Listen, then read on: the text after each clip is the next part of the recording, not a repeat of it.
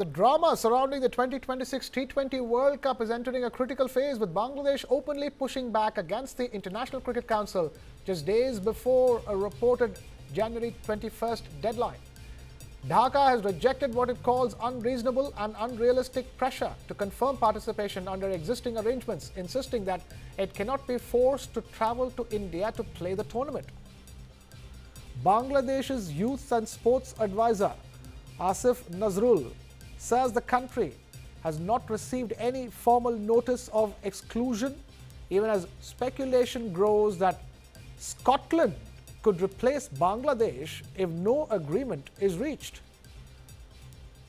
Nazrul has also alleged that the ICC, or the International Cricket Council, is acting under the influence of the Indian Cricket Board, a charge that sharply escalates the standoff.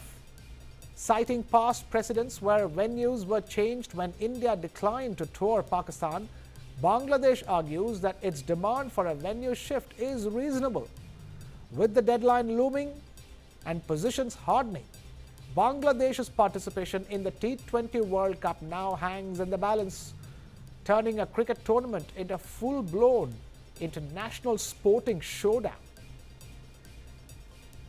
We have my colleague Manish Jha now joining us on the phone line. Manish जी, बांग्लादेश ने साफ-साफ इनकार कर दिया कि मतलब वो India में आके T20 वर्ल्ड कप नहीं खेलेंगे, और ये भी कह रहे हैं कि उनके ऊपर जो दबाव लगाया जा रहा है ये गलत है।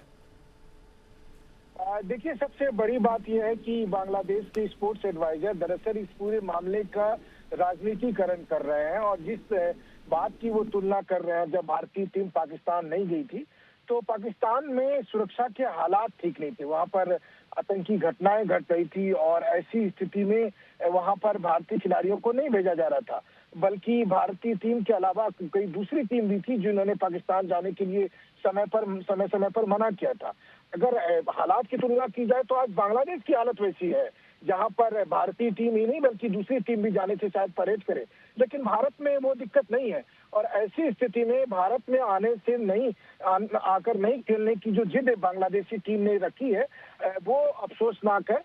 हालांकि ये आईसीसी और बीसीसीआई का फैसला होगा, लेकिन अगर आप देखें तो जिस तरीके से बांग्लादेश की सरकार इस बहाने भारत पर निशाना बना रही है, वो दरअसल चुनाव को देखते हुए ऐसा कर रही है, जहां पर कि बांग्लादेश की सरकार का एकमात्र एजेंडा है भारत विरोधी नैरेटिव को आगे बढ़ाना। उन्हें क्रिकेट से मतलब नहीं है। अगर उनको क्रिकेट की अगर उनके लिए लगता है कि क्रिकेट उनके लिए महत्वपूर्ण है तो उन्हें भारत आकर खेलने में कोई दिक्कत नहीं है। जब दुनिया के दूसरे क्रिकेट टीम भारत में आकर सुरक्षित महसूस करते हैं, कम से कम बांग्लादेश दुनिया को नहीं बता सकता है कि कहाँ बेहतर सुरक्षा है, भारत में या बांग्लादेश में, और फिर पाकिस्तान से भारत की सुरक्षा की तुलना करना भी बेमानी है। तो जाहिर है कि बांग्लादेश का मकसद यहाँ क्रिकेट नहीं, उनकी अपनी घरेलू राजनीति है, और अगले महीने का चुनाव है जिसको देखकर वो बांग्लादेश की क्रिकेट टीम की बलि देना चाहते हैं। जी कृष्णा।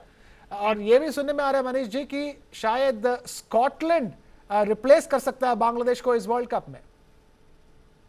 देखिए, ये फैसला आईसीसी को लेना है, बीसीसीआई को लेना है, लेकिन जहाँ तक भारत सरकार का ताल्लुक है, विदेश मंत्रालय का ताल्लुक है, तो हमेशा से इनका यही कहना था कि ये विषय भारत सरकार के अधीन नहीं है। लेकिन हाँ, एक बात तो जरूर है कि अगर बांग्लादेश नहीं आता है टीम यहाँ की भारत खेलने के लिए, तो आईसीसी के पास ये विकल्प रहेगा कि उसकी जगह पर कोई और टीम, और मुझे लगता है कि बांग्लादेश को ये समझना पड़ेगा कि बांग्लादेश के बगैर भी वर्ल्ड कप हो सकते हैं, बांग्लादेश के बगैर भी क्रिकेट खेला जा सकता है। जितनी जल्दी उन्हें ये रियलाइजेशन होगा अच्छी बात है, वरना दुनिया में बहुत से मुल्क हैं जो क्रिकेट खेलने को उत्सुक है, और बांग्लादेश की जगह उन्हें मौका मिले तो वो खुशी होंगे। Manish Jha joining us with the latest. Thank you, Manish, for bringing us that update.